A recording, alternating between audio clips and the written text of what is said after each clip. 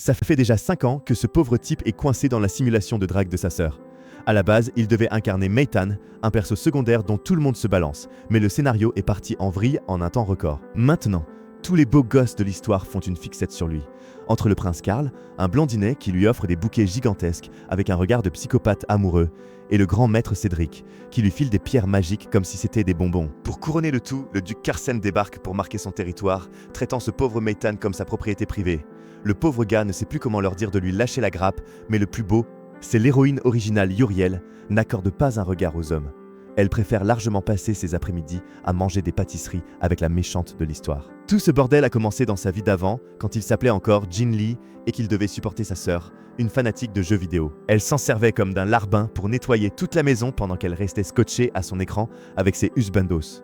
Jin était loin de se douter que ce titre au nom bizarre allait finir par devenir sa propre réalité. Dans un grand élan de sororité, elle avait décrété qu'il était parfait pour le rôle du second rôle arrogant.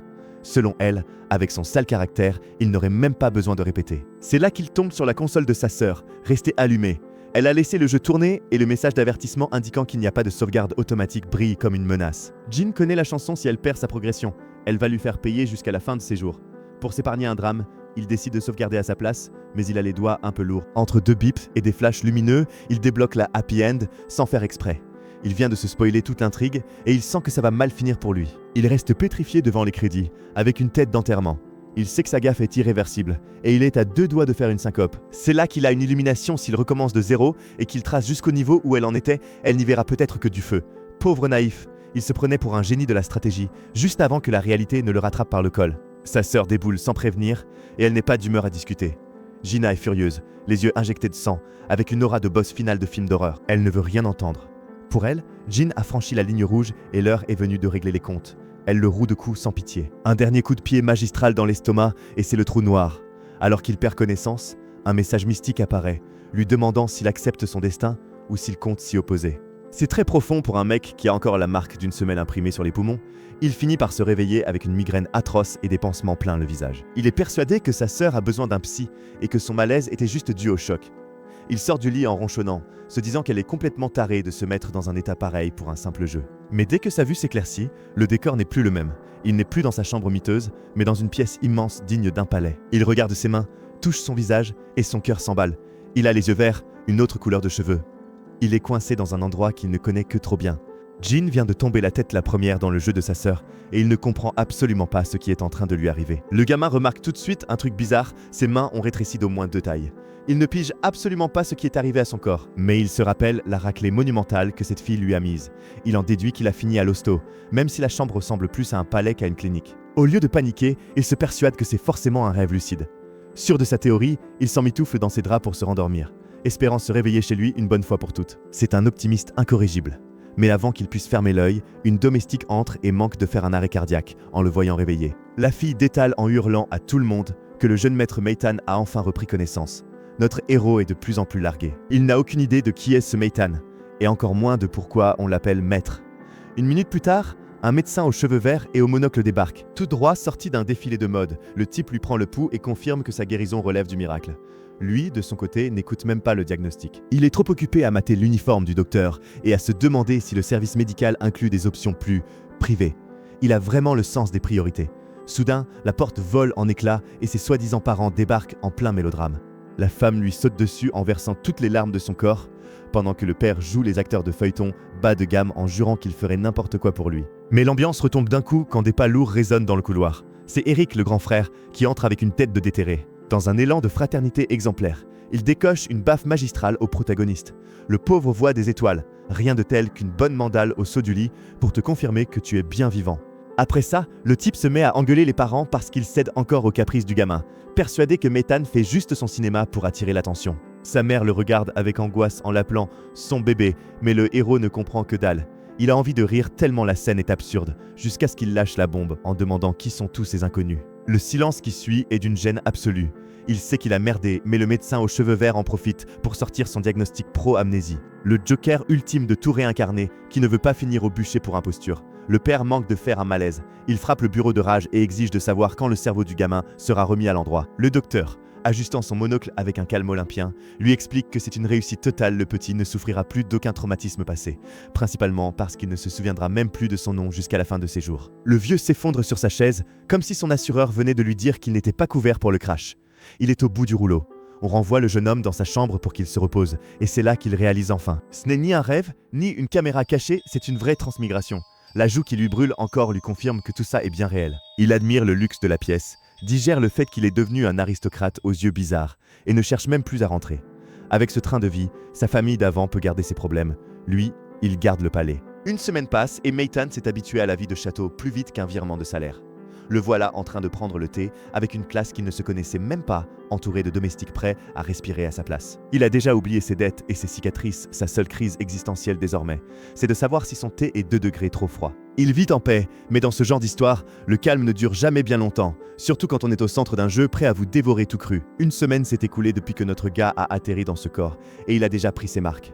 Ses prétendus parents et le médecin aux cheveux verts n'arrêtent pas de le harceler pour savoir si la mémoire lui revient. Mais honnêtement, il n'en a strictement rien à faire de leur diagnostic. Le bougre a vite compris qu'il était tombé sur le gros lot, il est le fils d'une famille riche à en crever, et il compte bien profiter de chaque seconde de cette vie de pacha. Le voilà qui mène la grande vie entouré d'or, comme s'il était né pour ça. Le petit gars passe ses journées à siroter son thé en savourant le calme olympien du manoir. Les domestiques lui apportent ses pâtisseries, puis détalent comme des lapins avant même qu'il puisse dire merci. Pourtant, un détail le turlupine, tout le personnel l'évite comme s'il avait la peste. Alors qu'il déambule dans les couloirs, il voit des servantes faire tomber du linge et décide de jouer les bons samaritains. Il les interpelle pour leur rendre leur bien, mais ce qu'il ne réalise pas, c'est qu'il a une tête de déterré qui fout une trouille bleue à tout le monde sans même essayer. Quand elle se retourne, elle manque de faire un arrêt cardiaque. Meitan leur dit de faire plus attention, mais avec un regard de tueur à gages tel que les pauvres femmes s'enfuient en hurlant des excuses.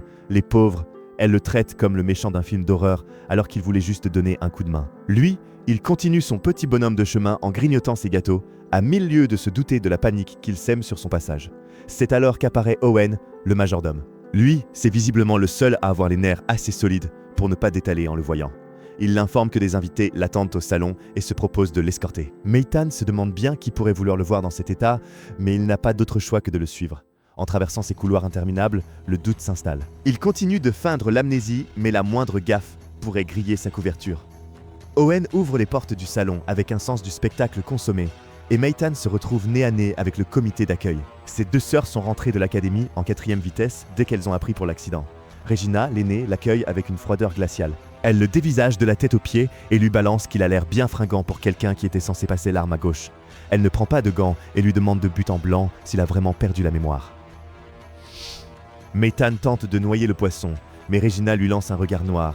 Elle est persuadée que c'est encore un de ses numéros pour attirer l'attention. C'est là que notre héros comprend que le Meitan original était une vraie plaie. Le type avait une telle réputation que s'il était vraiment en train de crever, sa famille lui demanderait un certificat médical pour vérifier que ce n'est pas une arnaque. Regina s'agace de son manque de réaction et lui demande où est passée Rosie. Quand Meitan affiche une mine déconcertée, comme s'il ignorait s'il s'agissait d'une personne ou d'une marque de pâtes, sa sœur manque de s'étouffer.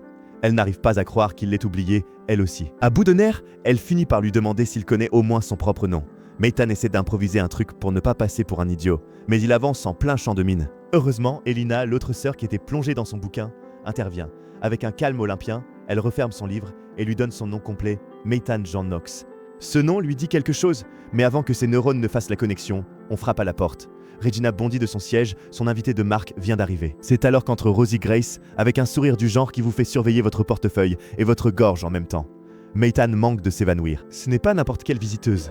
Le pauvre sait que si elle est là, ses rêves de vie tranquille viennent de partir en fumée. C'est la grande méchante du jeu. Regardez-la, persuadée d'avoir le monde à ses pieds, saluant l'assemblée comme si de rien n'était pendant que Meitan panique en réalisant dans quel pétrin il s'est fourré. Rosie Grace était la reine incontestée de la haute société, celle que tout le monde voyait déjà épouser le prince héritier. Sauf que dans ce genre de jeu, il y a toujours une héroïne qui sort de nulle part pour bousculer l'ordre établi dès son arrivée à l'académie. Le prince a eu le coup de foudre pour la nouvelle, Rosie a sombré dans une jalousie toxique, et on connaît tous la chanson La méchante finit exécutée, la tête au bout d'une pique. Un vrai conte de fées, mais version cauchemar. Ce que l'histoire oublie de dire, c'est que Rosie n'est pas devenue cruelle toute seule. Elle avait un type dans l'ombre qui lui soufflait les pires idées. Ce type, c'était Meitan Jean Knox, le cousin de la vilaine, et le corps dans lequel notre protagoniste vient de se réincarner. quelle poisse! Dans le jeu, Meitan était le sale gosse insupportable qui multipliait les coups tordus, protégé par l'influence de sa famille, jusqu'à ce que Rosie perde la tête, au sens propre, et que toutes ses magouilles éclatent au grand jour. Au final, ses propres victimes se sont liguées pour lui offrir un aller simple vers l'au-delà. Le pauvre gars sent sa tension chuter d'un coup. Il vient de piger que c'est le destin qui l'attend s'il ne joue pas finement ses cartes. Il essaie de se convaincre que la fille en face de lui est juste une homonyme, mais en l'observant de plus près, le doute s'évapore. C'est elle, c'est bien Rosie Grace. Il est cuit. Regina lui hurle dessus pour le faire redescendre sur Terre parce qu'il est resté complètement figé. Apparemment, un bal masqué est organisé au palais et sa sœur, toujours aussi autoritaire, a déjà décidé qu'il accompagnerait Rosie. Meitan tente de s'esquiver par tous les moyens car s'approcher du danger est la dernière chose qu'il souhaite, mais Regina lui lance un regard noir qui le fait changer d'avis en moins de 2. Il n'a plus qu'à jouer la comédie et prétendre qu'il est ravi, alors qu'intérieurement, il prépare déjà son testament. Rosie, avec cet air d'ange qui cache un démon, lui prend les mains et lui promet de l'aider à retrouver la mémoire. Le pauvre est terrifié. Il sait que s'il récupère les souvenirs du Meitan original, il ne trouvera qu'une liste de péchés si longue que l'échafaud lui semblera être une récompense pour bonne conduite. Non, pitié, ne m'aide pas, pense-t-il tout en lui adressant un sourire crispé. Pour l'instant, Meitan est prostré sur son lit, acceptant l'idée que son destin est de finir entre 4 planches. Il remet toute son existence en question, quand soudain, un détail lui revient, il a atterri à une époque où tout le monde est encore jeune. Il reste peut-être un espoir de survie s'il parvient à éviter les protagonistes et à trouver un moyen de rentrer chez lui.